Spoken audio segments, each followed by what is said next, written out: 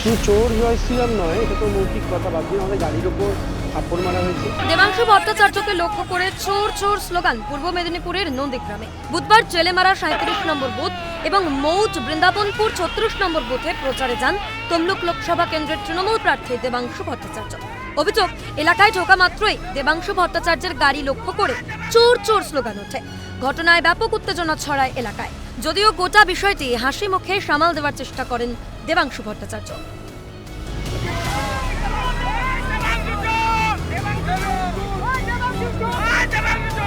কারণটা কি?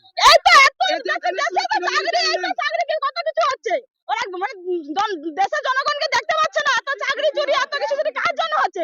মুখ্যমন্ত্রী জন্য হচ্ছে, ওইটাই হচ্ছে ঠিক। আজকে সন্দেশখালীর মহিলারা কি হচ্ছে? ওনারা খাদ্যমন্ত্রী,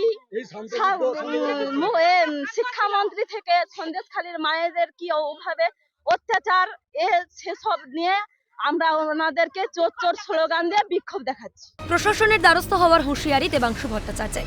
পাল্টা কটাক্ষ বিজেপি নেতৃত্বের।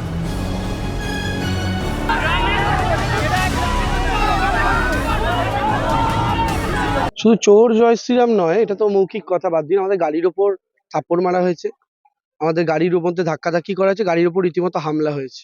আমরা এটা নিয়ে প্রশাসনের দ্বারস্থ হবো। প্রশাসন যদি অ্যাকশন না নেয়, আমরা যতদূর যাওয়ার হয় ততদূর যাবো। এখানকার সাধারণ মানুষ তাকে উষ্ণ অভ্যর্থনা দিয়ে চোর চোর বলে সম্বর্ধনা করলো, অভিনন্দন জানালো। তৃণমূল দলের প্রার্থী, পিসি ভাইপো লিমিটেড কোম্পানির প্রার্থী, এর থেকে বড় সম্বর্ধনা বা এর থেকে বড় উপহার কি পেতে পারে? খবর পেয়ে ঘটনাস্থলে গিয়ে পরিস্থিতি সামাল দেয় পুলিশ। পূর্ব মেদিনীপুর থেকে বিনোদ মণ্ডল এবং চন্দন ভূঁইয়ার রিপোর্ট, ক্যালকাটা নিউজ।